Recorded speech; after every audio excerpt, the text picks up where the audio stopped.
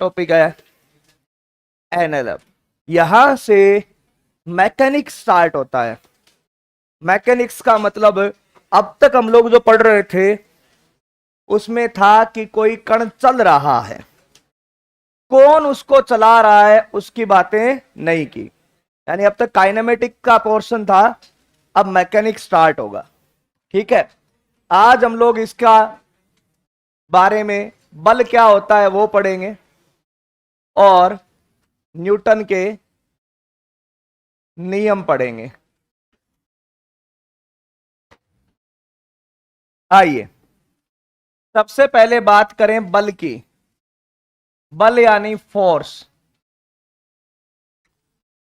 बल क्या होता है, कुछ बातें समझें कि भाई बल लगाने के लिए भौतिक संपर्क का होना जरूरी नहीं है। बल जो है उसके लिए फिजिकल कांटेक्ट होना जरूरी नहीं है, दूर से भी हो सकता है। जैसे दो आवेश है, दो आवेश है वो दूर रखे रखे भी एक दूसरे पे बल लगाते हैं कि नहीं लगाते हैं, है ना। तो ये जरूरी नहीं है कि बल लगाने के लिए भौतिक संपर्क हो, दूर से भी बल लग सकता है। बल का मतलब और कुछ ज्यादा नहीं करेंगे अपन। बल का मतलब होता है कि कोई एक निकाय अपने परिवेश के साथ यानी अपने आसपास के साथ, या एक निकाय दूसरे निकाय के साथ जो अनोन्य अनोन्य मतलब आपस की जो क्रिया करता है उसको अपन क्या बोल सकते हैं, बल बोल सकते हैं। क्या बोल सकते हैं, बल, है ना। बल से होता क्या है कि बल से धक्का लग सकता है, बल से खींचा जा सकता है, बल से किसी का आकार परिवर्तित हो सकता है, बल से किसी की गति की दिशा परिवर्तित हो सकती है ना, किसी की आकृति परिवर्तित हो सकती है ना। गोल चीज है, हथौड़ा मार दिया चपटी बना देंगे, समझ रहे हो कि नहीं। तो यानी बल से आकार परिवर्तित हो सकता है, आकृति परिवर्तित हो सकती है, किसी को खींचा जा सकता है, किसी को तोड़ा जा सकता है, किसी को धक्का दिया जा सकता है। ऐसी बहुत सारी घटनाएं होती है। बेटा उसका बटन दबाना, हाँ इसको नीचे कर, है ना। हाँ दबा दे बेटा। कितनी बार समझाया, पंखा चला के एसी चलाओगे तो आएगी ना। चला दो बेटा, उसको भी चला दो, कुछ नहीं हो रहा उसका। अरे वो चला दो, क्या हो जाएगा उसमें, पंखा बंद कर दे वो। प... अरे आवाज नहीं, पंखे बंद कर दो वो सारे, फिर ठंड नहीं लगेगी। पंखे बंद करने के बाद ठंड नहीं लगेगी, ठीक है। हाँ ये वाला भी घूम रहा है या रुक गया, इसका अल्फा थोड़ा कम है। स्विच बंद करने के बाद में रुक जाना चाहिए था, रुक गया। चलो अब शांति से सुनो बात को। तो ये सब बल की बातें हैं। ये पहले भी होता था कि भाई अनोन्य प्रेरणा, अनोन्य मतलब पारस्परिक बातें हैं। तो इनको न्यूटन जी ने ऑब्जर्व किया और इसीलिए बल की जो एसआई यूनिट के बारे में सोचा गया, तो उसकी एसआई यूनिट जो है वो न्यूटन रह गई। ओके, तो लिखिए बल के बारे में। किसी निकाय का उसके परिवेश या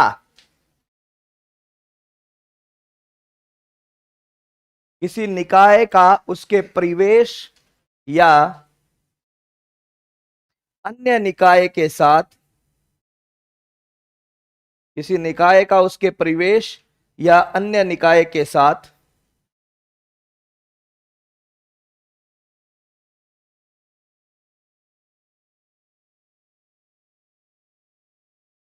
एक अच्छा शब्द है इसके लिए इंटरेक्शन, है ना। जैसे आप पहली बार आए थे यहाँ पे, कई लोग आपस में नहीं जानते थे, फिर आपस में आके जब आप एक दूसरे को जानने लगे, उस प्रक्रिया को अपन क्या कहते हैं, इंटरेक्शन, है ना।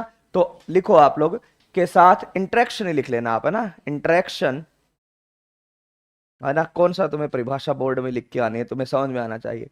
इंटरेक्शन ही बल होता है, इंटरेक्शन ही बल होता है। यानी दो निकाय एक दूसरे के साथ इंटरेक्ट करते हैं, वही क्या है, बल है। बल से, अब लाइन चेंज करके लिखो, बल से खींचना, धकेलना, बल से खींचना, धकेलना, आकार व आकृति परिवर्तित करना, आकार व आकृति परिवर्तित करना, गति परिवर्तित करना, आकार व आकृति परिवर्तित करना, गति परिवर्तित करना, ये सब हो सकते हैं। बल से खींचना, धकेलना, आकार व आकृति परिवर्तित करना, गति परिवर्तित करना, ये सब हो सकते हैं। ये सब हो सकते हैं, बल से ये सब हो सकते हैं, है ना। बल की एसआई यूनिट की बात करें तो बल की एसआई मापन तंत्र में, एसआई मापन तंत्र में क्या इकाई है भाई, तो हम लोग पढ़ चुके हैं। एसआई मापन तंत्र में इसकी जो यूनिट है वो क्या है, न्यूटन। क्या है बालको, न्यूटन। एसआई मापन तंत्र में इसकी इकाई जो है वो क्या है, न्यूटन है। ठीक है, सीजीएस में हम लोग बात कर चुके थे, डायन है वहां पे बात की थी, और 1 न्यूटन जो है वो 10⁵ डायन के बराबर होती है। आइए आगे बढ़ते हैं। अब भाई बल की बात करें तो अपनी फिजिक्स में 4 मूलभूत बल है। मूलभूत का मतलब होता है बेटा जो कभी नहीं बदले, बेसिक है, वो जड़ है ना। तो फिजिक्स के 4 मूलभूत बल है ना, कौन कौन से हैं मैं लिख देता हूं। मूलभूत बल, मूलभूत बलों में अगर अपन बात करें तो 1 नंबर है इलेक्ट्रोमैग्नेटिक, विद्युत चुंबकीय। आवाज आ रही है? इलेक्ट्रोमैग्नेटिक फोर्स लिखो, पहले के साथ ही यहां पर लिख लो, हिंदी में लिख लो विद्युत चुंबकीय बल। ये मूलभूत बल है, फंडामेंटल फोर्स है फिजिक्स के। इलेक्ट्रोमैग्नेटिक, विद्युत चुंबकीय बल, विद्युत चुंबकीय बल, इलेक्ट्रोमैग्नेटिक फोर्स, विद्युत चुंबकीय बल। 2 नंबर पर आप लोग लिखो ग्रेविटेशनल फोर्स, गुरुत्वाकर्षण बल, गुरुत्वाकर्षण बल।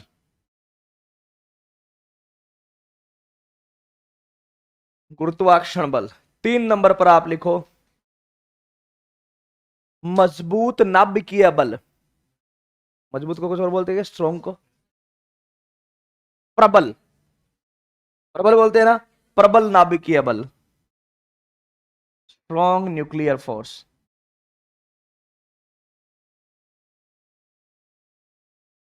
और 4 नंबर दुर्बल नाभिकीय बल। 4 नंबर दुर्बल नाभिकीय बल यानी वीक न्यूक्लियर फोर्स।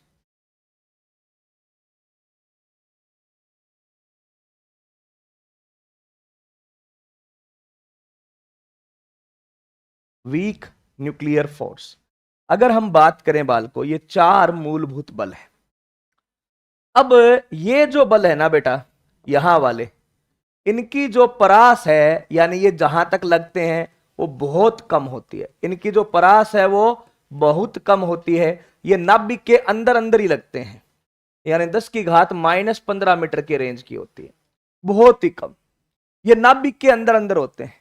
तो सामान्य जीवन में जब हम जो बल हम देखते हैं वो ये नहीं होते।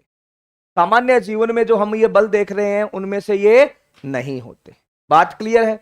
तो सामान्य जीवन में हम जो भी बल देखते हैं वो 2 बचे, कौन से, इलेक्ट्रोमैग्नेटिक और ग्रेविटेशन।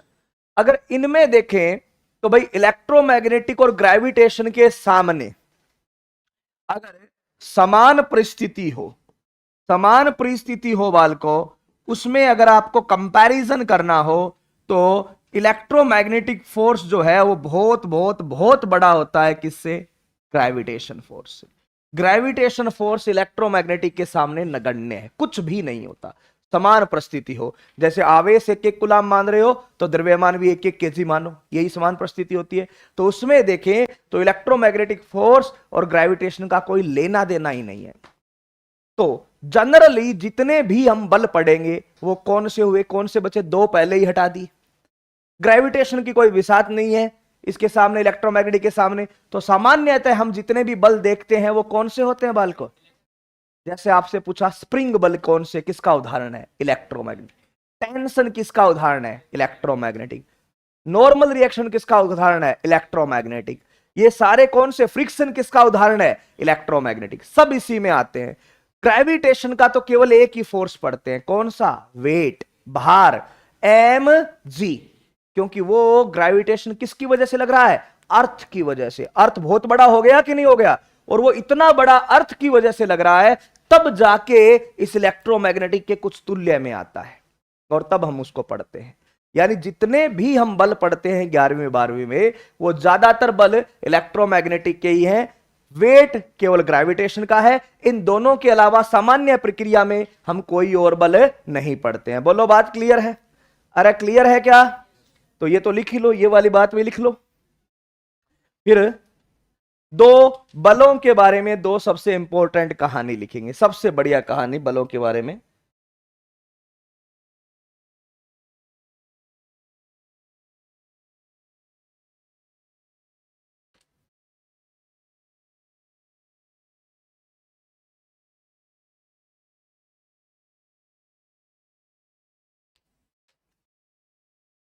सबसे बढ़िया कहानी क्या है, सुने। पहली बात, बल जो है वो सापेक्ष राशि नहीं है। ये देखने वाले पर निर्भर नहीं करता। बल जो है किसी पे लग रहा है, वो फ्रेम ऑफ डिपेंड पर निर्भर नहीं करता। अगर किसी कण पर अविलंब प्रतिक्रिया बल 10 न्यूटन लग रहा है, तो उसको कोई भी देखे, हमेशा वो कितना दिखेगा? 10। ओके, तो बल के बारे में दो महत्वपूर्ण बात लिखो। बात नंबर 1, किसी निकाय पर लग रहा बल, किसी निकाय पर लग रहा बल निर्देश तंत्र पर निर्भर नहीं करता है। किसी निकाय पर लग रहा बल निर्देश तंत्र पर निर्भर नहीं करता है। किसी निकाय पर लग रहा बल निर्देश तंत्र पर निर्भर नहीं करता है। बोलो, बात क्लियर है बालको? निर्देश तंत्र पर निर्भर नहीं करेगा, वो सेम ही रहेगा। दूसरा, सामान्यतः जो बल होते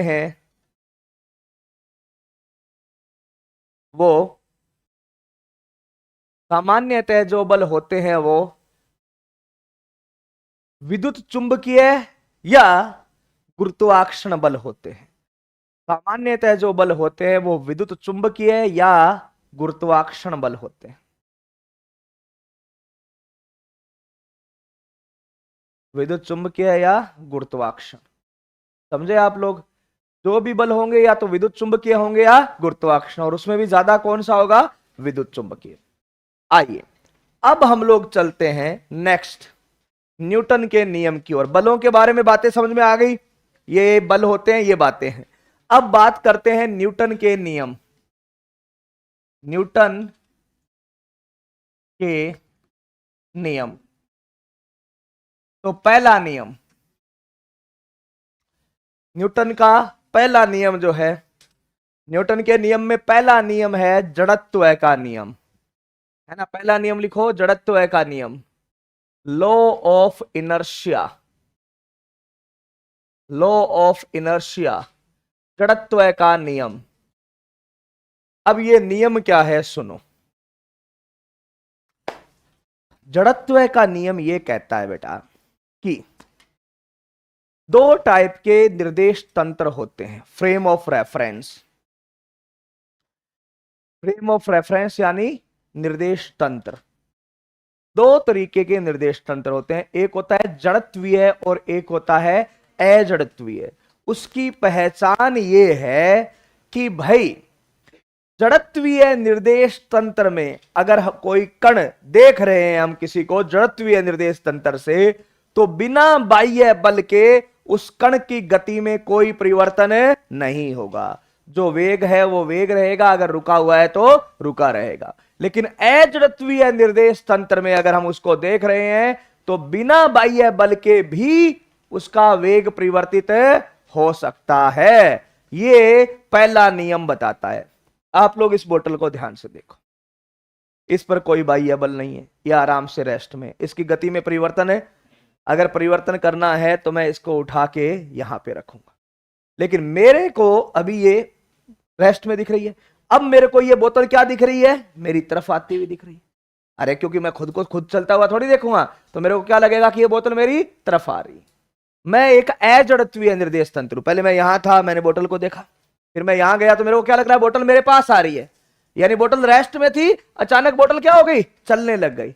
अरे मेरे लिए चल रही है ना, और बिना इस पर बल लगाए, तो मैं कौन सा निर्देश तंत्र हो गया बालको, अजड़त्वीय। अरे समझ में आ रही है, समझे।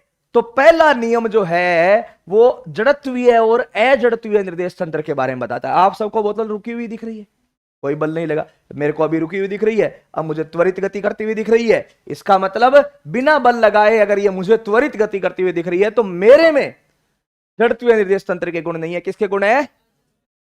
अच्छा, अब देसी भाषा में तुम समझाओ मुझे कि जड़त्वीय और अजड़त्वीय की तुम्हें पहचान करनी होगी, तो कैसे करोगे।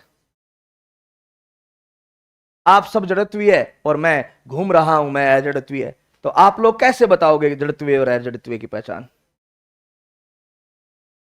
मतलब जड़त्वीय निर्देश तंत्र वो होता है जो नियत वेग से गति करे, रुका हुआ है तो रुका रहे, चले तो भी क्या करे, नियत वेग से, यानी जिसका त्वरण क्या हो, जीरो, और जिसका त्वरण कुछ न कुछ हो, वो निर्देश तंत्र कौन सा हो जाता है बालको, अजड़त्वीय। मैं तो रैंडम गति कर रहा हूं, यानी मेरे पास त्वरण है, तो मैं कौन सा निर्देश तंत्र हो गया, अजड़त्वीय। आप सब आराम से बैठे हो, तो आप क्या हो, जड़त्वीय। बोलो बात क्लियर है। तो अब लिखो, न्यूटन का पहला नियम जड़त्वीय व अजड़त्वीय निर्देश तंत्र के बारे में बताता है। न्यूटन का पहला नियम जड़त्वीय व अजड़त्वीय निर्देश तंत्र के बारे में बताता है।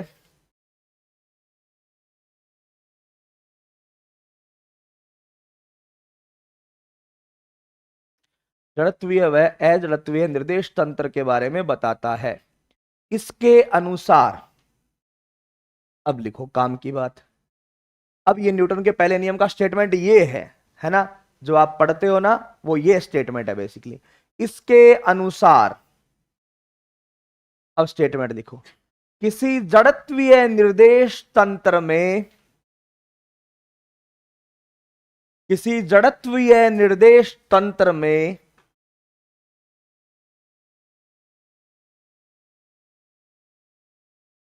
किसी जड़त्वीय निर्देश तंत्र में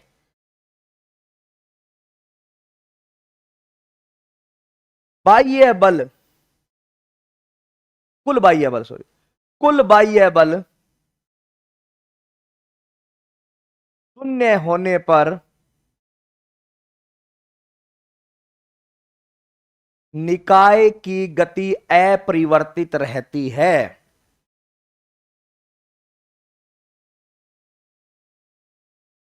किसी जड़त्वीय निर्देश तंत्र में कुल बाह्य बल शून्य होने पर निकाय की गति अपरिवर्तित रहती है। हां भाई बालको समझो, कुल बाह्य बल शून्य है तो निकाय की गति क्या रहेगी। अगर गति बदलनी है, गति, तो बाह्य बल ये किसमें, किसके लिए है, ये आप लोगों के लिए, आप लोगों के लिए यानी क्या, जड़त्वीय के लिए, मेरे लिए नहीं, मैं खुद चल जाऊंगा, है ना। तो मैं तो अजड़त्वीय हूं ना, तो मेरे को बोतल पे बल लगाने की जरूरत है। अच्छा, अब बालको कहानी सुनो। गति बदलने का क्या मतलब है, कोई मुझे बताएगा ऐसे कि गति ऐसे बदली जाती है, वेग बदल दिया, रुकी हुई चीज चल गई, ऐसे एग्जांपल होते हैं ना आपके पास, तो कौन कौन बताएगा, चलो बताओ। हाँ ऐसे, मान लो कोई रुकी हुई चीज है वो चल गई, तो गति बदली कि नहीं बदली, ऐसी और उदाहरण बताओ। अरे ज्यादा टफ नहीं पूछ रहा, गति बदलने का मतलब समझ रहे हो, पढ़े हैं ना 9, 10, 11, 12 में सब यही। तो गति बदलने का उदाहरण बताओ। एक तो रुकी हुई चीज को चलना, और है दिशा परिवर्तित कर देना, बहुत बढ़िया। और फ्रेम और फ्रेम, इतनी बड़ी बड़ी बातें नहीं करनी हो, वो तो उसी में देख रहे हैं, एक में रुकी हुई का चलना, चलती हुई की दिशा बदल देना, चलती हुई को रोक देना, और चलती हुई को तेज कर देना या चलती हुई को धीरे कर देना, ये सब क्या है, गति में बदल। अरे आपको लिखवाए ना, एक समान गति क्या होती है, जिसका वेग नियत रहे। अब वेग में आप बदलाव करोगे तो गति बदल गई।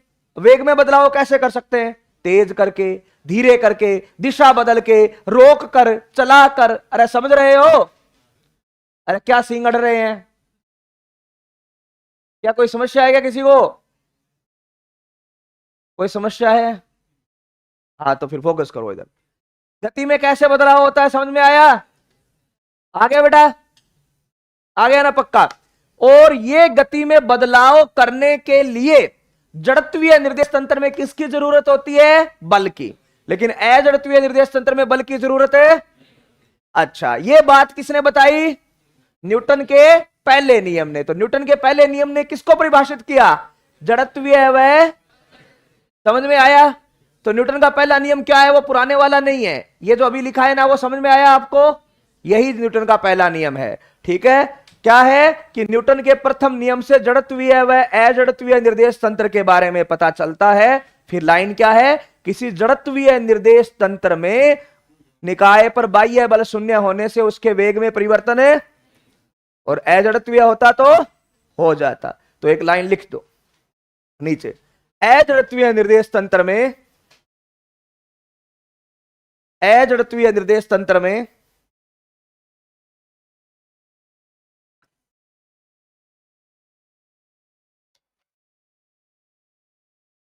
अजड़त्वीय निर्देश तंत्र में बाह्य बल, कुल बाह्य बल शून्य होने के बावजूद, कुल बाह्य बल शून्य होने के बावजूद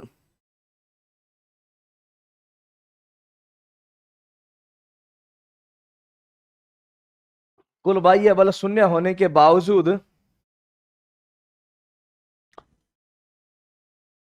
बोलो, बोल दिया करो, निकाय की गति में परिवर्तन है हो सकता है। कुल बाह्य बल शून्य होने के बावजूद निकाय की गति में परिवर्तन हो सकता है।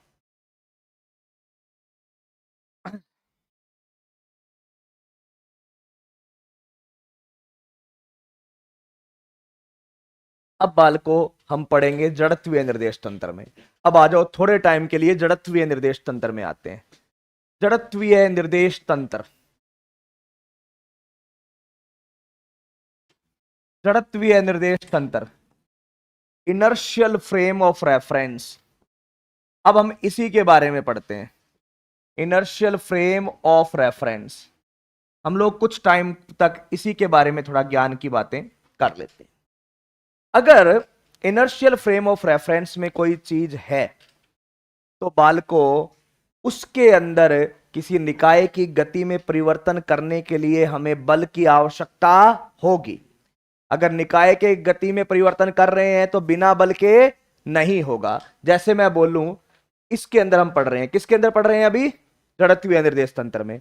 कोई ब्लॉक पहले रुका हुआ था, ये एम मास का ब्लॉक है, रेस्ट में था। इसको मैंने एम मास के ब्लॉक को वेग v से चलाया, क्या इस प्रक्रिया में बल की आवश्यकता है? अरे बोलो, क्योंकि कौन सा निर्देश तंत्र है? आप लोगों के लिए ये बोतल चले तो बोतल अपने आप चल जाएगी क्या? बल की आवश्यकता है, तो बल की जरूरत है। अच्छा, अगर कोई चीज ऐसे पहले v वेग से जा रही थी इस तरफ, उसको हमने वेग इस तरफ मोड़ दिया, क्या बल की आवश्यकता है?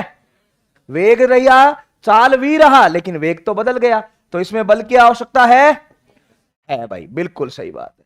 अच्छा, ऐसे ही कोई आपको ये बोले कि कोई ऐसे इधर जा रहा था v1 से, उसका वेग आपने उसी दिशा में किया लेकिन v2 कर दिया, क्या बल की आवश्यकता है? यह काम करने के लिए भी बल की आवश्यकता है। अरे समझ रहे हो? इन सारी घटनाओं के लिए हमारे पास किसकी आवश्यकता है? बल की आवश्यकता है। अगर कोई एम मास की बॉडी v वेग से जा रही थी और इसको लास्ट में हमने लाके रोक दिया, तो क्या इसके लिए बल की आवश्यकता है? बिल्कुल है। ये सब चीजों के लिए हमें बल की आवश्यकता है। जब बल नहीं मिलता है ना तो बहुत बुरा होता है। जैसे आप कई बार बहुत दूर से भाग के आते हो और फिर आपको अचानक पता चलता है कि नीचे का फर्श बहुत स्लिपरी है, अब रुकना मुश्किल है, तो आप आगे जाके से धड़ाम से टकराते हो ना। This is inertia of motion, क्योंकि आप चलते हुए रुकना चाहते थे, आपको बाह्य बल की आवश्यकता थी, लेकिन बाह्य बल नहीं मिला और आप जाके धड़ाम से टकरा गए। समझे? या कई बार दो मित्र लोग बात कर रहे होते हैं गली मोहल्ले में, मोटरसाइकिल स्टार्ट होता है, कईयों की आदत होती है बीच बीच में ऐसे करते रहते हैं, दो लोग बात कर रहे होते हैं, एक आगे बैठा है, एक पीछे बैठा है, तीसरा बात कर रहा है, तीसरा थोड़ा मजाकिया है, वो ऐसे ऐसे कर ही रहा है, तीसरा हल्का सा गियर डाल दे उसमें, ऐसे बातें करते करते। ऐसे होता है, मैंने कई बार देखा है, ऐसे मित्र लोग तो करते रहते हैं। तो ऐसे हल्का सा गियर गियर डालते ही वो बाइक आगे से उछलेगी कि नहीं उछलेगी। तो अब देखो, बाइक का हैंडल एक ने पकड़ रखा है, तो भाई बाइक अचानक से रेस्ट से मोशन में आई, बाइक को बाह्य बल मिल गया जमीन से। आगे वाले मित्र ने बाइक का हैंडल पकड़ रखा था, तो वो भी मोशन में आ गया, उसको बाह्य बल मिल गया बाइक से। पीछे जो बैठा था आराम से, वो तो ऐसे बैठा था, उसको बाह्य बल कहां से मिलता, तो वो क्या है, पीछे गिरता है ना, पीछे नहीं गिरता, वो वहीं रह जाता है, बाइक आगे निकल जाती है। समझे बात को। तो अपने को लगता है पीछे गिरा, वो किसका कौन सा हो गया, इनर्शिया ऑफ रेस्ट। वो रेस्ट में था, उसको वेग में जाना था अपने दोस्त के साथ, लेकिन क्या नहीं मिला, बाह्य बल नहीं मिला। समझ रहे कि नहीं समझ रहे। या तीसरा उदाहरण, आप सब जिंदगी में एक बार गिरे हो उस चीज से, जब आप शुरुआत में साइकिल या बाइक चलाना सीखते हो, तो ऐसे घुमाव में गिरते हैं कि नहीं गिरते। कौन कौन मतलब ऐसा है जो कभी नहीं गिरा बाइक से, सीखते टाइम भी शुरुआत में। इतने लोग नहीं गिरे कभी भी। बाइक स्कूटी साइकिल पहली चीज जो चलाना सीखी थी, कभी नहीं गिरे। साइकिल स्कूटी मतलब चलाना सीखे थे, कभी गिरे ही नहीं। यार बिना गिरे तो सीखी नहीं जाती। एक्सपर्टीज कब आती है, जब 2-4 बार गिरते हो तभी तो एक्सपर्टीज आती है। खड़े होके कभी स्टंट कर रहे हो और कर रहे हो, तभी भी नहीं गिरे, तो कभी नहीं गिरा, तो एक्सेप्शन आदमी है यार। क्योंकि जो बाइक स्कूटी से नहीं गिरे, साइकिल तो चलाना सीखते हैं शुरुआत में यार, सभी गिरते ही हैं। मैं तो बहुत भयंकर तरीके से गिरा था एक बार, यहां से मतलब सब छिल गया था। सभी गिरते हैं मेरे ख्याल से, तो ये एक प्रक्रिया होती है। तूने कभी ऐसा तो नहीं किया कि तब तू 8वीं क्लास में हो गया, तब छोटे बच्चे वाली साइकिल चलाना सीखे, गिरा के दिखाओ टायर, है ना, फिर वहां से तूने एक्सपर्टीज गेन की, फिर बड़ी साइकिल पे आया, दिमाग का यूज किया, है ना। ऐसा ऐसा हुआ है। तो बाकी यार गिरना तो बनता है, तू मतलब नहीं गिरा, ये बहुत अच्छी बात है। बट जी हाँ, बूढ़िया कह नहीं कि ठोकर खाया ही नहीं अक्ल आवा है, तो 2-4 बार गिरने से ही एक्सपर्टीज आती है। चलो, तो वो किसकी मोड़ में जब हम गिरते हैं, तो घूमने के लिए हमें बल की आवश्यकता होती है, और वो बल नहीं मिलता तो हम कौन सी तरफ गिरते हैं, बाहर की ओर। That is inertia of direction. Inertia of, सुनना, इनर्शिया को हिंदी में जड़त्व कहते हैं, बहुत बढ़िया चीज है।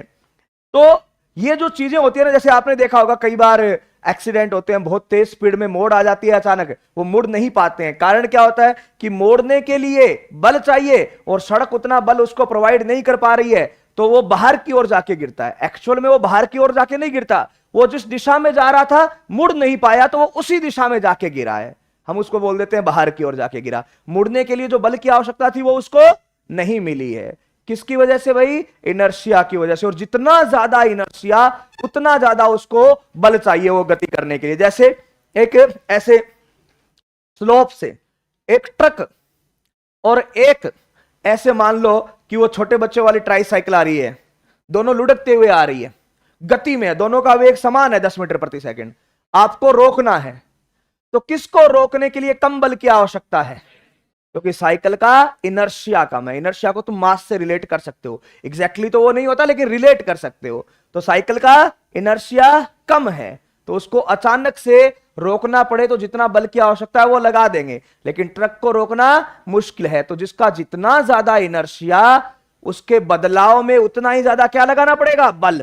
इनर्शिया शायद मैंने पहले भी बताया था, इनर्शिया का देसी मतलब मैंने बताया था जड़, है ना। कोई आदमी जितना ज्यादा जिसका जड़त्व होता है ना, जिसमें अपन ऐसे बोल देते हैं बहुत एटीट्यूड है, बात ही नहीं करता, अब उसको दोस्त बनाने में, और एक अचानक से मतलब आते ही पहले दिन दूर से ही हाय हेलो कर रहा है, उसको दोस्त बनाने में, तो किसको दोस्त बनाना मुश्किल होता है, जिसमें शुरुआत में एटीट्यूड होता है ना। दोस्त का मतलब दोस्त से कर रहा हूं मैं, बायोलॉजी नहीं लगानी। बीच में हंसने लग जाते हो यार तुम लोग, हाँ सर,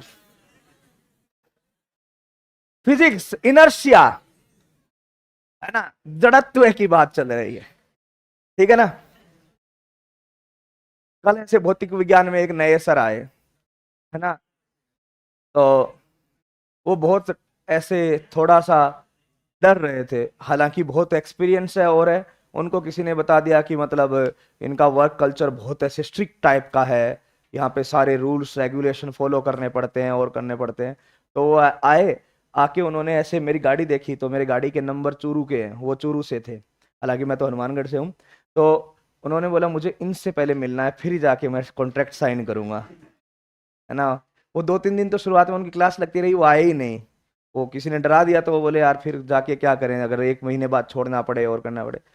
तो फिर डीआईवी सर ने मुझे बताया, मैं मिला उनसे, मैंने कहा हाँ सर बताओ। कि सर उन्होंने कुछ 2-4 डाउट्स थे। मैंने कहा ये तो मेरे को आज तक आया ही नहीं है डाउट, इतना कोई है ही नहीं। कई बार होता है ना नया सिस्टम होता है, लोग बागों को ऐसा लगता है। मैंने कहा नहीं नहीं ऐसा नहीं है, बहुत कूल सिस्टम है। आपका काम आपको करना है ना। आपको पढ़ाना है, आपके बच्चे होंगे उनका टाइम पे सिलेबस करवाना है। फिर किसी ने उनको बोल दिया कि यहाँ पर 10-10 घंटे क्लास होती है।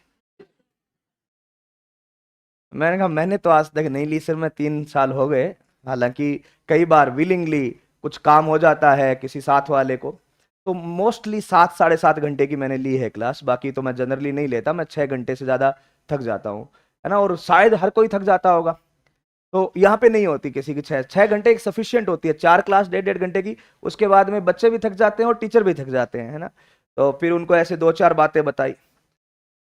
तो उनका जो जड़त्व था ना, जो पहले किसी ने उनको बताया था कि बहुत स्ट्रिक्ट सिस्टम है, ये है वो है, वो वाला थोड़ा ज्यादा था। तो मेरे को 1 घंटा लगा उनको प्रॉपर पूरा ऐसे कूल डाउन करके ये बात बताने के लिए कि नहीं भाई हम बहुत अच्छे हैं, ऐसा नहीं है ना। आप आओ हमें ज्वाइन करके फिर देखो। फिर शाम को श्रेष्ठ सर आए, फिर वो श्रेष्ठ सर के साथ रिपीट की, तो श्रेष्ठ सर ने भी वही बात की, सर कोई दिक्कत नहीं है, आप मतलब ऐसे कोई, वो अच्छे टीचर है। तो हम सोच रहे थे अच्छे टीचर जुड़े तो सिस्टम आगे और बढ़ता है ना। थोड़े एक्सपीरियंस भी ज्यादा है, 11-12 साल के, हमें भी सीखने को कुछ मिलेगा, है ना। तो हम लोग ऐसे सोच के, तो पता नहीं किसी ने ज्वाइन करते टाइम कोई ना कुछ बोल ही देता है ना। जैसे एक बार मैं कहीं पे, मेरा मित्र मिला मुझे जोधपुर का, जैसे अपने पास अभी अराउंड 2000 स्टूडेंट है। तो बोले कि यार आपके पास कितने बच्चे हो गए। मैं उस टाइम की बात है, मैंने कहा 1600 के अबाउट है सर। बोलते कल मुझे कोई मार्केट में मिला तो बोले 350 बच्चे हैं। मैंने कहा हाँ एक बैच में होते हैं हमारे कई बार 350। तो मतलब लोग तो कुछ भी उड़ा देते हैं, मतलब उड़ाने के लिए। मैंने कहा एक बार उनको ऐसे किसी एक सेंटर के सामने जाके खड़े हो जाना और उनको बोलना गिन ले, अगर वो पूरे बच्चों को गिन देना तो मैं मान जाऊंगा, क्योंकि कितने सारे बच्चे एक साथ निकले ना, आप गिनती नहीं कर पाओगे। तो कई बार क्या है, लोग बाग ऐसे उड़ाते रहते। तो फिर शाम को श्रेष्ठ सर ने मतलब काफी ज्यादा वो कूल डाउन मोड पे आए। फिर उनका इंट्रोडक्शन करवाने के लिए गए श्रेष्ठ सर क्लास में। शाम का जो B4 बैच स्टार्ट हुआ है टारगेट का, और फर्स्ट डे था, तो श्रेष्ठ सर वहां पे जाके बता के आए। तब जाके शाम को 7:30 बजे वो मुझे बोलते हैं सर मैं कल सुबह कॉन्ट्रैक्ट साइन कर लूंगा। मैंने कहा ठीक है कोई दिक्कत नहीं। तो उनका जड़त्व क्या था, ज्यादा था, है ना। उनका जड़त्व बहुत ज्यादा था, तो उनको पूरा मतलब 1 दिन की प्रोसेस लगी हमें ये समझाने के लिए कि हम अच्छे हैं, आप हमें ज्वाइन कर सकते हो, ऐसा कुछ नहीं है। हालांकि वो सीनियर है, श्रेष्ठ और मेरे तो दोनों से सीनियर ही है, काफी ज्यादा एक्सपीरियंस है। तो फिर मैंने शाम को बात की सौरभ सर से। तो सौरभ सर बोले कि अच्छा अच्छा ये बहुत अच्छा किया सूर्य प्रकाश तुमने, मैं तो मिल नहीं पाया था कल, सर मिल नहीं पाए थे उनसे, कि बहुत अच्छा किया, अपने को अच्छे टीचर की जरूरत भी है, और ऐसा कई बार कुछ बोल देते हैं तो ऐसे स्टेप्स उठा लिया करो। मैंने कहा फिर इंक्रीमेंट की बात पक्की समझे। तो यहां पर जड़त्व है क्या दिखा, कम दिखा, है ना। ये मजाक है, इंक्रीमेंट वाली बात नहीं थी। तो जहां पर जड़त्व है कम दिखे, जहां पर चीजें अचानक से बदल जाए और उसको बदलने में ज्यादा ताकत नहीं लगानी पड़े, उसका जड़त्व है क्या होता है, कम। और जिसको बदलने में समय ज्यादा लगाना पड़े उसका जड़त्व है क्या होता है, ज्यादा। समझ में आ गया। तो भाई ये निर्देश तंत्र है, जड़त्वीय निर्देश तंत्र। तो आपको कोई बोले कि जड़त्व होता क्या है ये बताओ, तो क्या होता है जड़त्व। कहानी सुन रहे थे बीच में जड़त्व। अरे जो बदलाव का विरोध करता है, किसका विरोध करे, जो अचानक से बदलना नहीं चाहे वही क्या होता है, जिसका जितना ज्यादा जड़त्व है वो बदलाव का उतना ही ज्यादा क्या करेगा, यानी उस काम को करने के लिए उतना ही ज्यादा ताकत लगानी पड़ेगी, उतना ही ज्यादा बल लगाना पड़ेगा। तो क्या होता है जड़त्व है, जो बदलाव का विरोध करता है। हम पढ़ रहे हैं गति, तो एक शब्द जुड़ जाएगा, जो गति में बदलाव का विरोध करता है वो क्या है, और अगर हमें गति परिवर्तित करनी है तो बाह्य बल की जरूरत है। जितना ज्यादा जड़त्व है उतना ही ज्यादा बल लगाना पड़ेगा। अरे समझ रहे हो बात को? तो पहले तो ये लिखो और मुझे एक ऐसे पेज फाड़ के दे, करारा सा। नहीं नहीं नहीं, ये नहीं, जॉइंट जॉइंट, करारा सा जॉइंट हो ऐसे, इसे ऐसे मारे तो गर्दन कट जाए उस टाइप का। हाँ तुम लोग लिखो जल्दी से।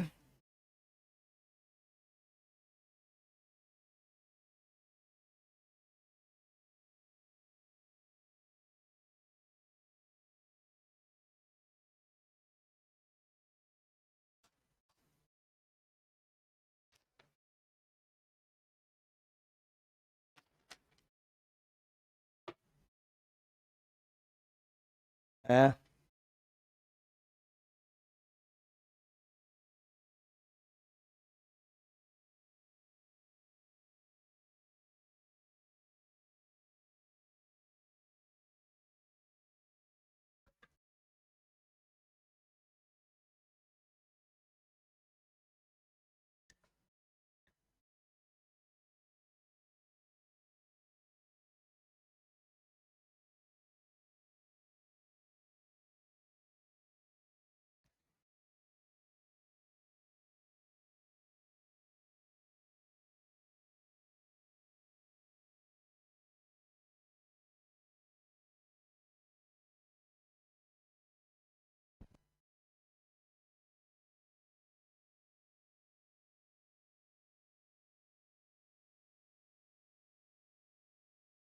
हाँ, तो आप लोग लिखे, पहले जड़त्व के बारे में लिखे। जड़त्व तो क्या होता है? जड़त्व को बोलते हैं इनर्शिया। तो जड़त्व को क्या बोलते हैं? जड़त्व क्या होता है लिखो पहले। जड़त्व इनर्शिया, जड़त्व वह गुणधर्म है, जड़त्व वह गुणधर्म है जो, जड़त्व वह गुणधर्म है जो गति में परिवर्तन का विरोध करता है। जड़त्व वह गुणधर्म है जो गति में परिवर्तन का विरोध करता है, गति में परिवर्तन का विरोध करता है। ठीक है, लाइन बदल के लिखो। किसी पिंड की गति परिवर्तित करने के लिए, किसी पिंड की गति परिवर्तित करने के लिए बल की आवश्यकता उसके जड़त्व पर निर्भर करती है। किसी पिंड की गति परिवर्तित करने के लिए बल की आवश्यकता उसके जड़त्व पर निर्भर करती है। बल की आवश्यकता उसके जड़त्व पर निर्भर करती है।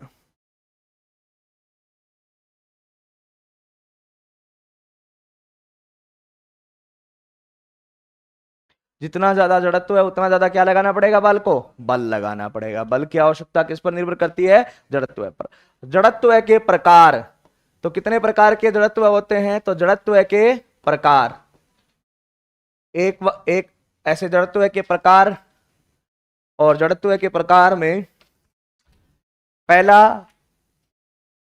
विराम अवस्था का जड़त्व है, इनर्शिया ऑफ रेस्ट। विराम अवस्था का जड़त्व है, इनर्शिया ऑफ रेस्ट।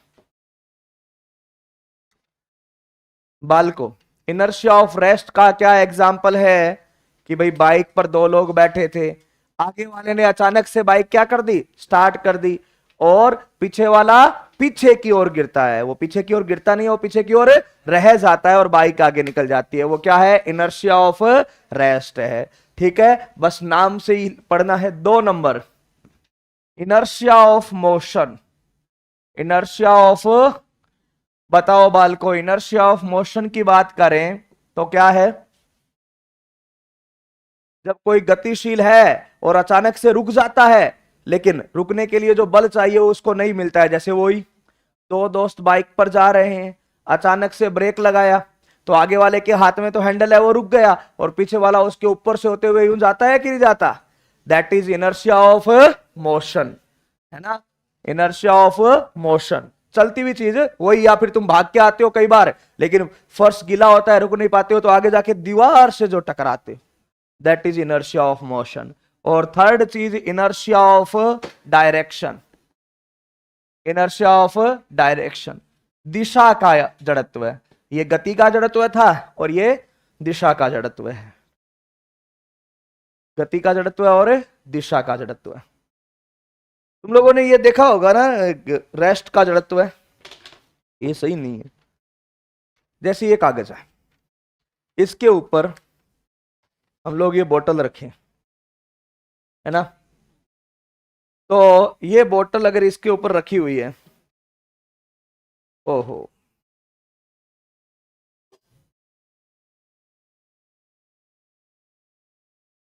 ठीक है। अब देखो जैसे जैसे मैं इस कागज को चला रहा हूं, ये बोतल साथ में चल रही है कि नहीं चल रही, है ना। एक्चुअली जड़त्व में अचानक होने वाली चीजें कंसिडर की जाती है। देखिए, तो जैसे जैसे मैं इस कागज को चला रहा हूं, मैं इस कागज को चला रहा हूं, ये बोतल इसके साथ साथ चल रही है ना। अगर ये ऐसे निकल जाए तो ये बोतल यहीं रह जाती है, कौन सा जड़त्व की वजह से, इनर्शिया ऑफ रेस्ट, है ना। जैसे ध्यान से सुनना, इनर्शिया में जर्क बड़ा इंपॉर्टेंट चीज है, झटका जो है। अगर मैं आराम से चलाऊं तो ये बोतल इसके साथ साथ चल रही है, यानी इसके इनर्शिया को जो फोर्स चाहिए चलने के लिए वो उतना मिल रहा है, लेकिन अचानक से मैं निकाल दूंगा तो इसको वो फोर्स नहीं मिला और वो बोतल यहीं रह गई। तो किसकी वजह से बोतल यहीं रह गई, इनर्शिया ऑफ रेस्ट। जो अचानक से चीजें होती है ना, उनमें ये सब चीजें होती है। ठीक है बालको, अरे ओके। अब ऐसे ही मैं आपसे एक क्वेश्चन पूछूं, ध्यान से समझो कि भाई अगर दो ऐसे रस्सियां हैं, ध्यान से देखिएगा, दो रस्सियां हैं, एक ऐसे, यहां पर एक ब्लॉक लटकाया हुआ है, एक ऐसे, रस्सी नंबर 1 रस्सी नंबर 2 एक जैसी रस्सियां हैं। मैं यहां पर झटका मारूं बहुत तेज, तो पहली टूटेगी कि दूसरी टूटेगी, एकदम झटका मारूं तो कौन सी रस्सी टूटेगी, जब मैं झटका मारूंगा तो इसके इनर्शिया की वजह से वो फोर्स ऊपर जा ही नहीं पाएगा बेटा, तो कौन सी टूटेगी। लेकिन मैं धीरे धीरे फोर्स बढ़ाऊं तो कौन सी टूटेगी सबसे पहले, ऊपर वाली। अरे ऊपर वाली पर लोड ज्यादा है ना, एमजी भी तो आ रहा है ना, मैं धीरे धीरे यहां से खींचना शुरू करूं तो पहले कौन सी टूटेगी भाई, फर्स्ट वाली रस्सी। लेकिन झटका मार दूंगा तो इस ब्लॉक के इनर्शिया की वजह से वो फोर्स ऊपर जा ही नहीं पाया और नीचे वाली टूट गई। अरे वही तो है ना बोतल का ही, मैं धीरे धीरे खींच रहा था तो कागज से फोर्स बोतल तक जा रहा था और बोतल चल रही थी, लेकिन झटके से जब कागज खींच दिया तो, अरे झटके से खींचा कागज तो बोतल तक फोर्स गया क्या, तो जब झटके से यहां पर लगेंगे तो फोर्स ऊपर वाली रस्सी तक नहीं जाएगा, नीचे वाली टूटेगी। बोलो बात क्लियर है, अरे ओके। चलो लिखो, डायग्राम बनाओ, वो सब लिख दिया था, इनर्शिया ऑफ रेस्ट वगैरह। चलो न्यूटन का पहला नियम हो गया, जल्दी लिखो। हाँ ये डायग्राम बनाओ, हाँ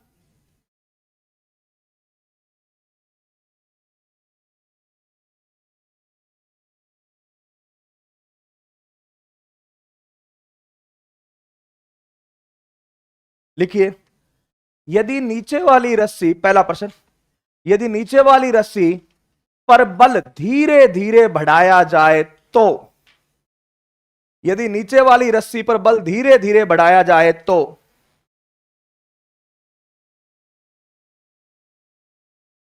यदि नीचे वाली रस्सी पर बल धीरे धीरे बढ़ाया जाए तो, अब तो का उत्तर तुम लिख दो।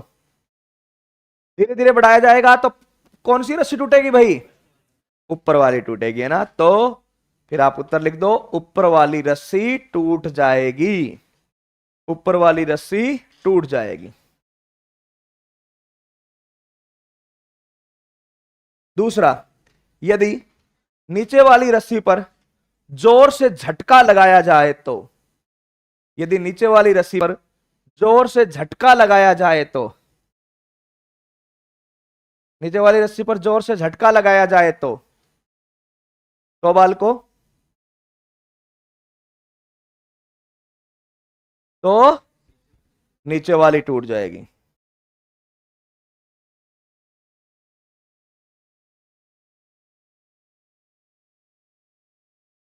ओके,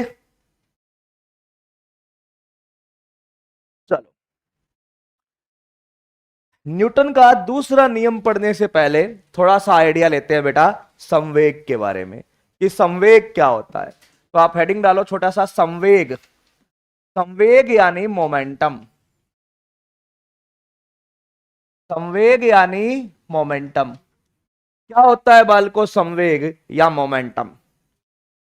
ज्यादा कुछ बताने की जरूरत नहीं है। कोई कण है, एम द्रव्यमान का कण v वेग से जा रहा है। एक सेकेंड रुको।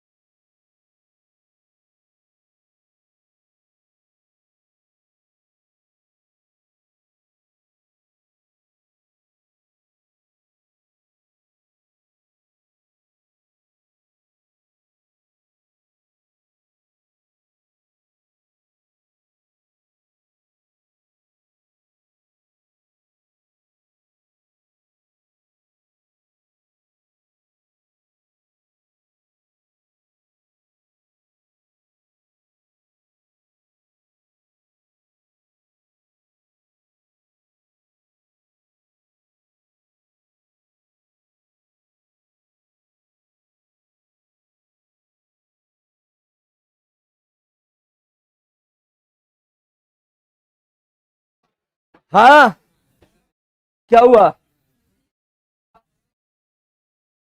ठीक ठीक।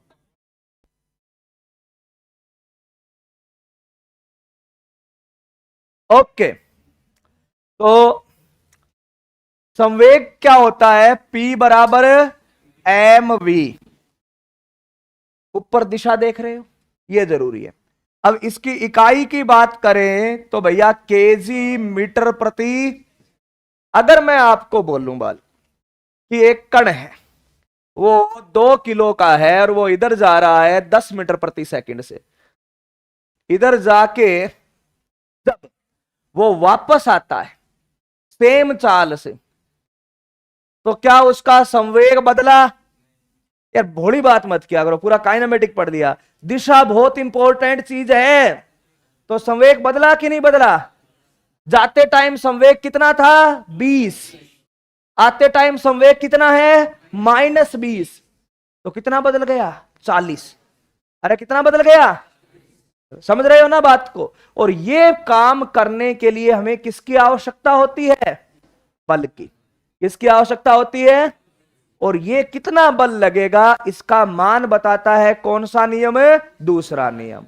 तो तैयार हो जाओ दूसरा नियम पढ़ने के लिए, ये लिख लो। संवेग में दिशा इंपॉर्टेंट चीज है भैया। ओके, चलो चलो जल्दी लिखो।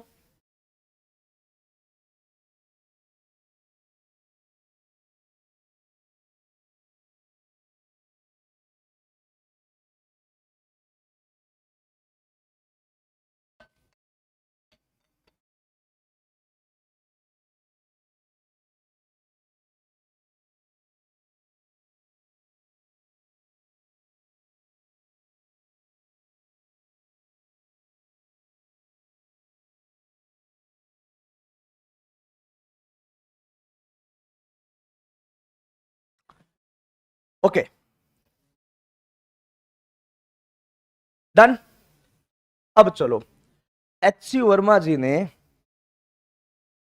दूसरे लॉ के बारे में बहुत अच्छी बात बोली है। उन्होंने बोला है कि दूसरे लॉ को लो की बजाय फॉर्मूला होना चाहिए। लो वो होता है बेटा जो हर जगह लगे, और फॉर्मूला वो होता है जो कंडीशन पे हो। और दूसरे नियम की एक कंडीशन है कि दूसरा नियम जो है वो केवल इनर्शियल फ्रेम ऑफ रेफरेंस पे लगता है, नॉन इनर्शियल पर नहीं लगता है। ये बात हमेशा ध्यान रखना, ठीक है। तो चलिए लिखिए दूसरे नियम के लिए, न्यूटन का दूसरा नियम, न्यूटन का दूसरा नियम, Newton second law, Newton second law, Newton second law. तो भैया जी क्या कहे न्यूटन सेकंड लॉ में, वो सुनिए। न्यूटन के सेकंड लॉ में ये बोला गया बालकों कि, न्यूटन सेकंड लॉ में ये बोला गया, सुन लो ध्यान से, कि अगर किसी कण का या किसी पिंड का रेखीय संवेग बदलना है तो उसके लिए किसकी आवश्यकता होती है? बल की। कितनी आवश्यकता? जितना संवेग बदलवाना है उतना ही क्या लगेगा? बल लगेगा। तो लिखिए पहले, न्यूटन का दूसरा नियम सशर्त नियम है। सशर्त यानी उसमें एक शर्त है। न्यूटन का दूसरा नियम सशर्त नियम है, सशर्त नियम है। क्या शर्त है? वो शर्त लिख दो पहले। न्यूटन का दूसरा नियम सशर्त नियम है। अरे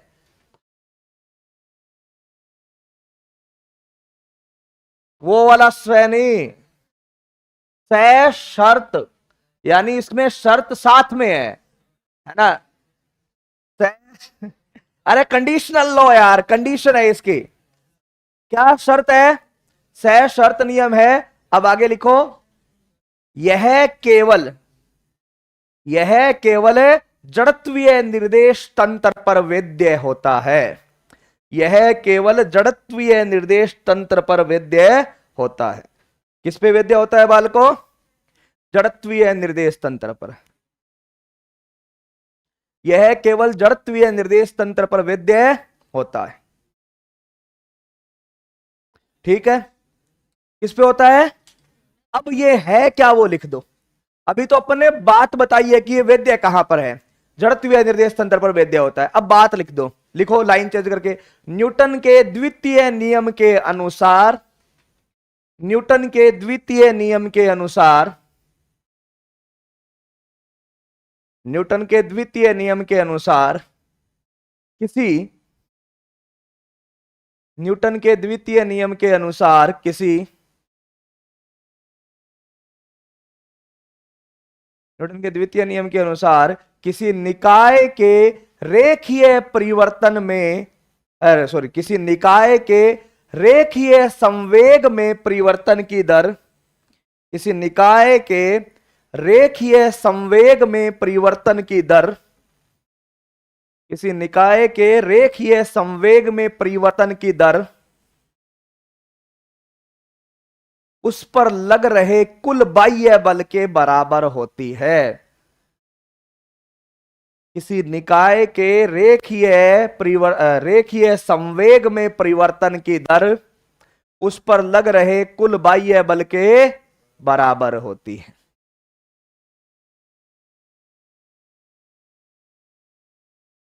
आइए पढ़ते हैं।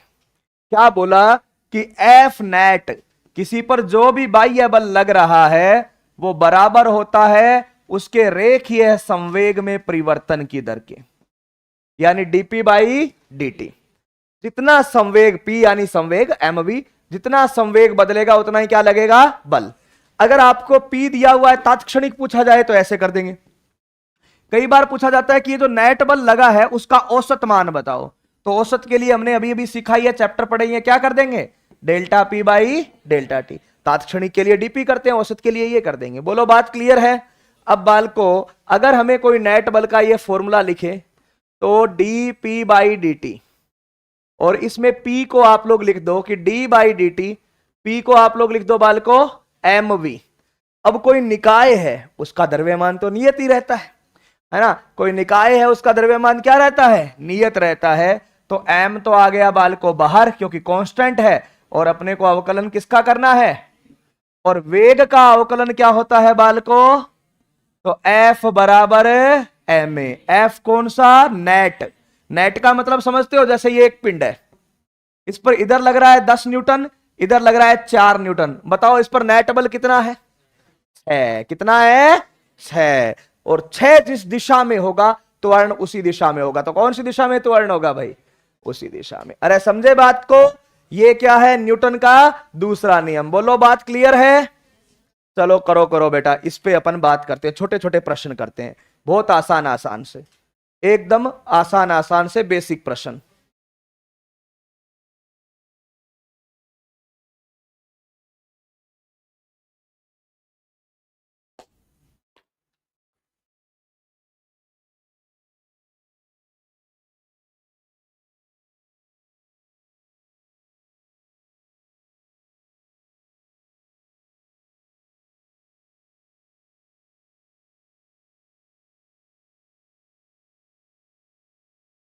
चलो तीसरा नियम क्या है भाई बताओ? क्रिया प्रतिक्रिया का नियम। चलो दूसरे तक समझ में आ गया? अच्छा, सूडो फोर्स जानते हो? कोई सूडो फोर्स क्या होता है? कोई भी मुझे छदम बल का एक प्रैक्टिकल एग्जांपल बताएगा?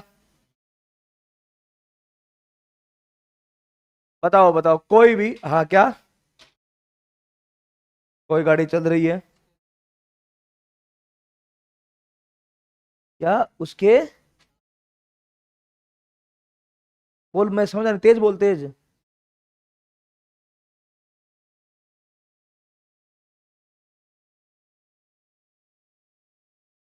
नहीं, सूडो बल की बात कर रहा हूं, इस पे बल कहां लगा? सूडो बल। कोई और उदाहरण? हाँ।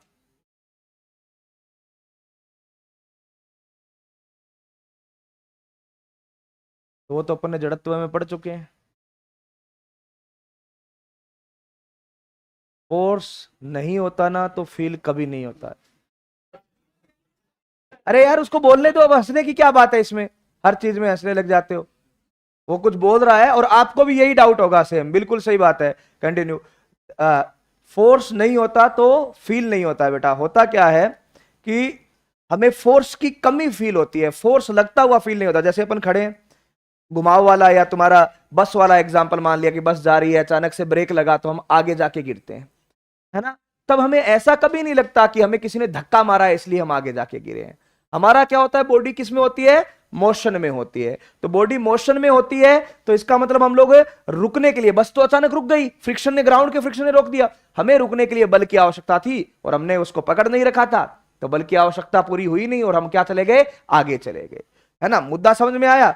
तो कभी भी एक चीज ध्यान रखना बेटा, कभी भी कोई बोले कि भाई छदम बल का प्रैक्टिकल एग्जाम्पल तो नहीं होता है, छदम बल होता ही नहीं है, वो हम लोग केवल गणितीय रूप से, जैसे हमने क्या लिखा कि न्यूटन का दूसरा नियम कहां वेद्य है?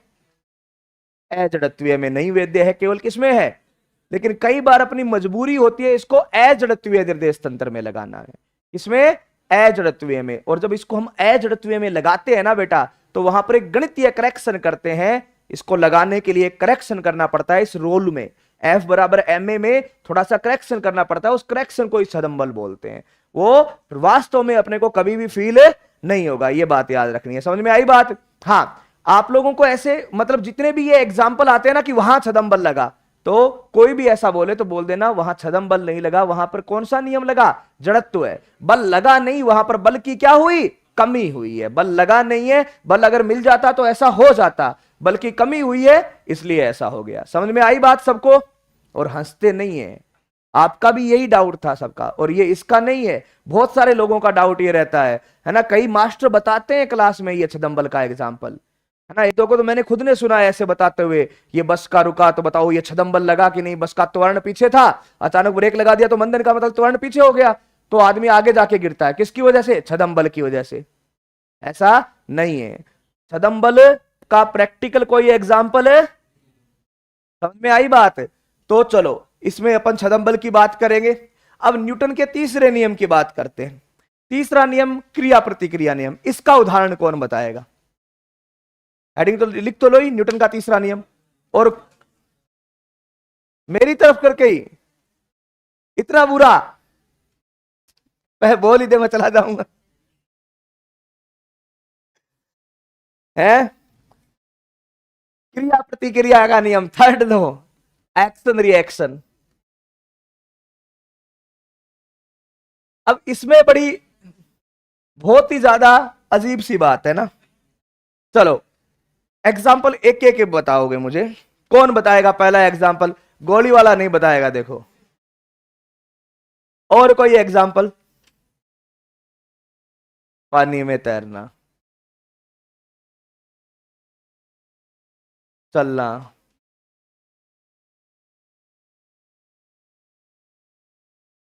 मेरी बात सुनो बेटा, क्रिया प्रतिक्रिया का नियम आपको इतना सोचने के लिए मजबूर नहीं कर रहा। जितने भी दुनिया में बल लग रहे हैं ना, सब क्रिया प्रतिक्रिया के एग्जाम। आप बैठे हो, मैं खड़ा हूं, तुम्हें ढूंढने की जरूरत नहीं है एग्जाम्पल की। दो चार एग्जाम्पल है, गोली वाला, तैरने वाला। आप यहां पे बैठे हो, आप टेबल को नीचे की ओर दबा रहे हो, टेबल आपको ऊपर की ओर लिफ्ट करके रख रखी है। अगर टेबल नहीं होती तो आप नीचे गिर जाते। बस मैं यहां पे खड़ा हूं, मैं इस प्लेटफॉर्म को नीचे दबा रहा हूं, ये प्लेटफॉर्म मुझे ऊपर दबा रहा है।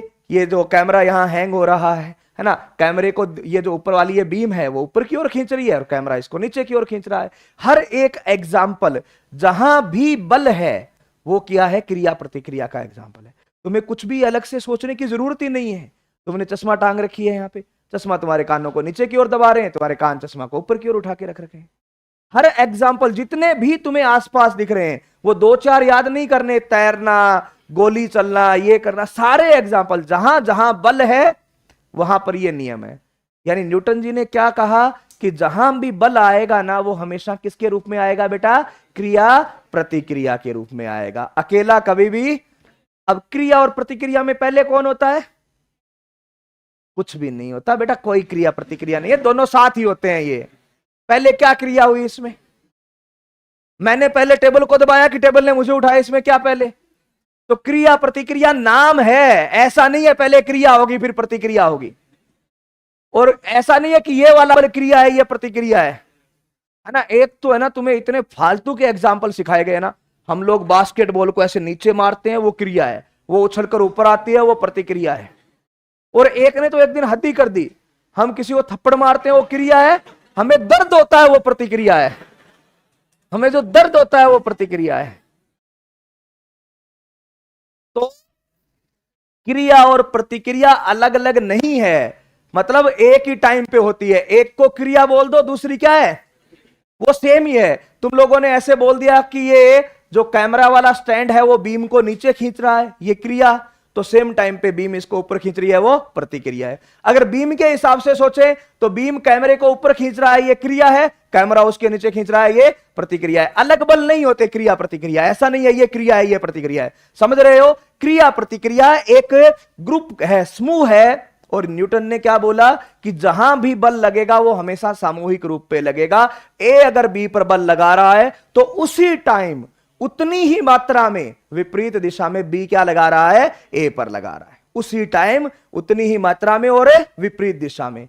अब देखो बिना बल के तो कुछ होता ही नहीं है।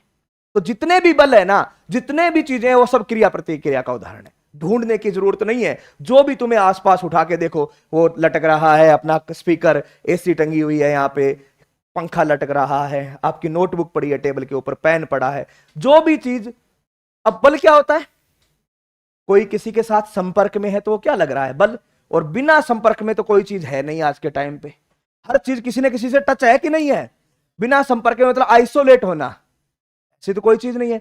संपर्क तो है ना सबका। बैग पड़ी है, दीवार के साथ पड़ी है, टेबल के साथ पड़ी है, आपकी कैप है, जो भी चीजें हैं, इवन दैट आप अपने टी शर्ट बोल सकते हो, आपके हाथ की घड़ी बोल सकते हो, हर चीज। आपके हाथ की घड़ी आपके हाथ पे बल लगा रही है, हाथ आपकी घड़ी पे बल लगा रहा है। समझ में आया? क्रिया प्रतिक्रिया के उदाहरण आपको याद नहीं करने पड़ते, सोचने नहीं पड़ते कि यह क्रिया प्रतिक्रिया है। ओके, समझे? तीसरा नियम बहुत ही सिंपल है। तीसरा नियम क्या कहता है? जहां बल है वहां दो है, एक एक इधर लगेगा तो उधर लगेगा। कौन सा सिद्धांत? कर्म का सिद्धांत। एवरी एक्शन, आप जो भी काम करोगे आपको उसका रिटर्न मिलेगा। अच्छा करोगे तो अच्छा, बुरा करोगे तो, न्यूटन जी ने यहीं से सीखा था, है ना। न्यूटन जी ने यहीं से सीखा था ये सिद्धांत, और उन्होंने वो दिया था। अरे बात क्लियर है, कोई भी, अब बस उस सिद्धांत में क्या है, डिले हो जाता है, और यहां पे इंस्टेंटली उसी टाइम पर है। ओके, तो अच्छा ही करना है, और गोली नहीं मारनी किसी को, है ना। चलो लिखो, क्रिया प्रतिक्रिया का नियम लिखो। न्यूटन के तृतीय नियम के अनुसार, न्यूटन के तृतीय नियम के अनुसार, न्यूटन के तृतीय नियम के अनुसार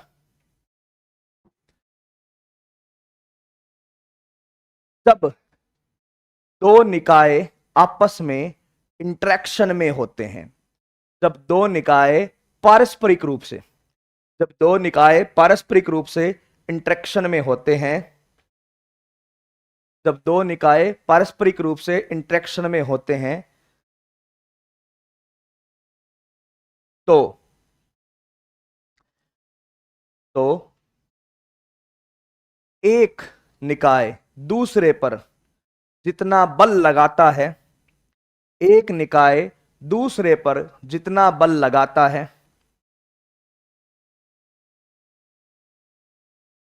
दूसरा निकाय पहले पर उतना ही बल, एक निकाय दूसरे पर जितना बल लगाता है, एक निकाय दूसरे पर जितना बल लगाता है, दूसरा निकाय पहले पर उतना ही बल, दूसरा निकाय पहले पर उतना ही बल उसी समय विपरीत दिशा में लगाता है। दूसरा निकाय पहले पर उतना ही बल उसी समय विपरीत दिशा में लगाता है। समझे?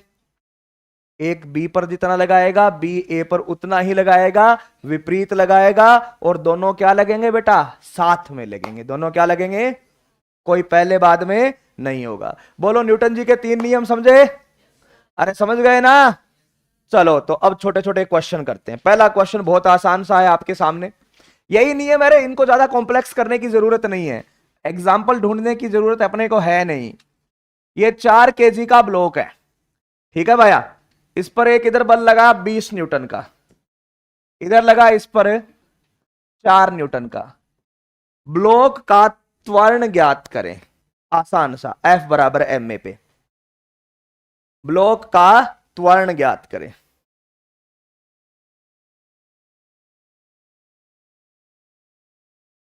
हाँ शर्माना नहीं है, आ रहा है वो सही उत्तर है आपका।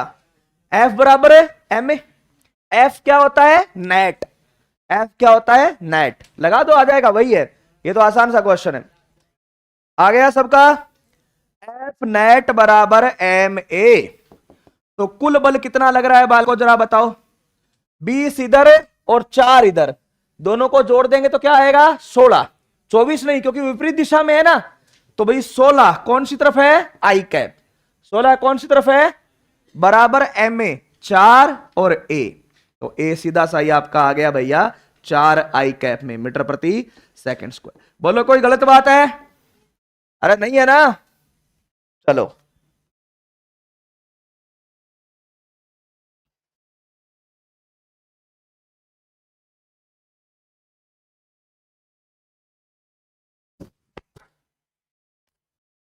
चार आई कैप में मीटर प्रति सेकंड स्क्वायर। नेक्स्ट, छोटी छोटी बात है, कोई बड़ी बात नहीं है, आराम से होने लायक चीजें, ठीक है। आगे डन है ना। आइए दूसरा,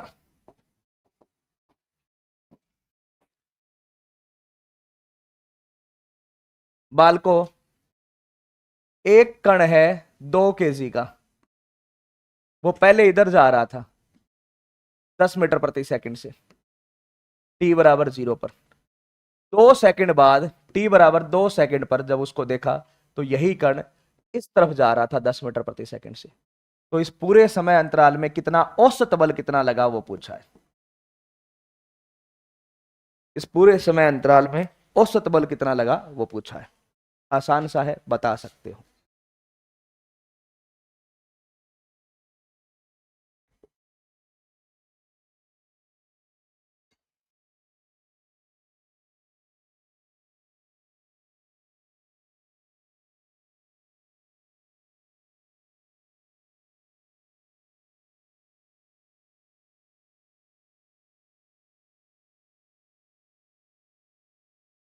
जी।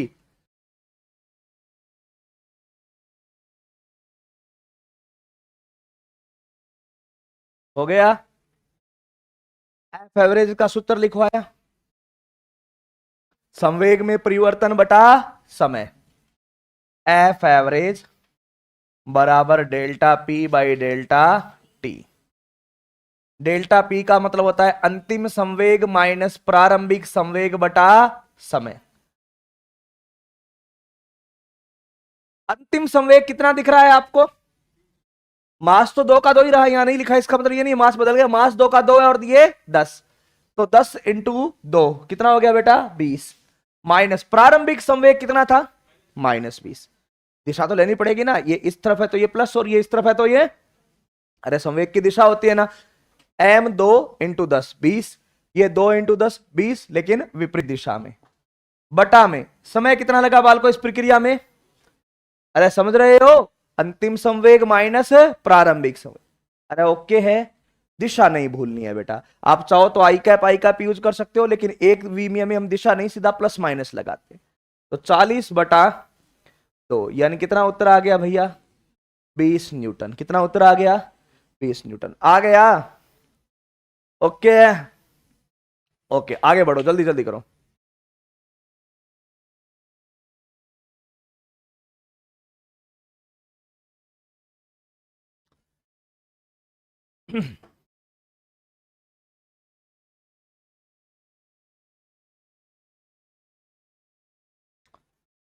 ठीक है, बढ़ जाएं आगे।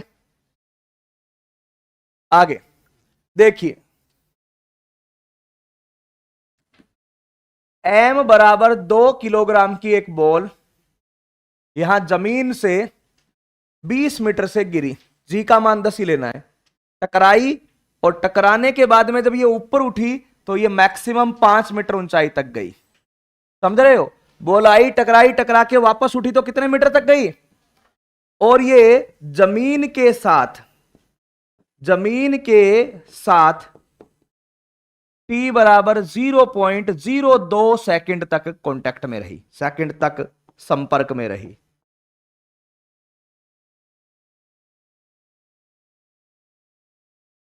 तो पहले इतना लिखो। तो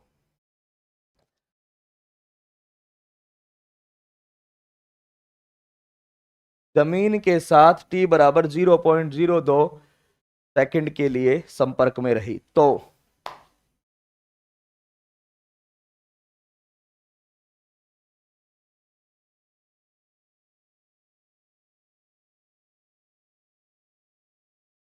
इस समय अंतराल में, इस संपर्क समय अंतराल में, इस संपर्क समय अंतराल में जमीन द्वारा गेंद पर लगाया गया औसत बल ज्ञात करो। इस संपर्क समय अंतराल में जमीन द्वारा गेंद पर लगाया गया औसत बल ज्ञात करो।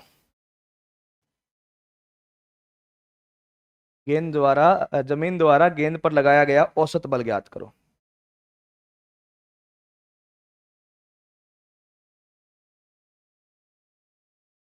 सिर्फ संपर्क में, कांटेक्ट में आई, टकराई, ऐसे टकरा के वेग इसका क्या हो गया? उल्टा हो गया। टकराने से जस्ट पहले तो वेग इसका क्या था? नीचे की ओर, और टकराने के बाद में क्या हो गया? ऊपर की ओर। ठीक है, तो ये आप लोग करके लेके आना है ना, आज थोड़ा सा है ना ये करना। कल मैं एनएलएम के आगे की चीजें करूंगा, तब तक आप मॉड्यूल भी कर लें। ओके, धन्यवाद।